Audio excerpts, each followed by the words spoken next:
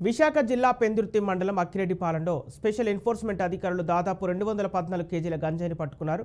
గంజాయితో పాటు వాహనాన్ని ఎస్ఈబీ స్టేషన్కు తరలించామని స్పెషల్ ఎన్ఫోర్స్మెంట్ సిఐ సరోజాదేవి తెలిపారు.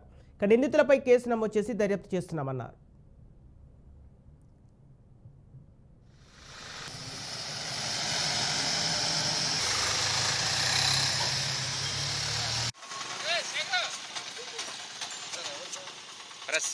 గంజాయి కోసం మేము అందరూ కూడా రైడ్స్ నిర్వహిస్తున్నాము. గత 24 గంటలకి రైడ్స్ జరుగుతుంది. ఈ నేపథ్యంలోనే ఈరోజు ఉదయం 9 గంటల ప్రాంతంలో ఆగి ఉన్న ఒక వెహికల్ని మేము గమనించడం జరిగింది. 4 ముద్దాయిలతో పాటు ఆ వెహికల్ అంటే దాదాపు 2 వెహికల్స్ ఉన్నాయి. అక్కడ 2 వెహికల్స్ దాదాపు 214 కేజీల గంజాయిని మేము ఇప్పుడు మధ్యవర్తుల సమక్షంలో సీజ్ చేసి పోలీస్ స్టేషన్కి తరలిస్తాము, సెబ్ స్టేషన్కి. తర్వాత కోర్టులో తదితర కార్యక్రమాలు చూస్తాం. ముద్దాయిల్లో 2 అల్లూరు సీతారామరాజు జిల్లా చెందినవారు, 2 ఒరిస్సాకు చెందినవారు. తదుపరి దర్యాప్తు ఉన్నతాధికారుల ఆదేశాల మేరకు జరుగుతుంది.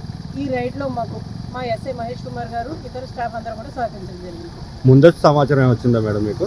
మేము 24 గంటల నుంచి చెకింగ్ జరుగుతుందండి.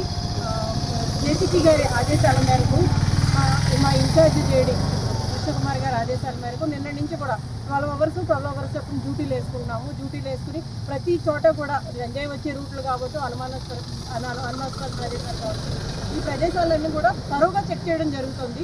ఎక్కడన్నా అనుమానాస్పదంగా ఉన్న వ్యక్తులుంటే తరువుగా చెక్ చేయడం జరిగింది. ఆ చెక్ చేయడంలో భాగంగానే ఈ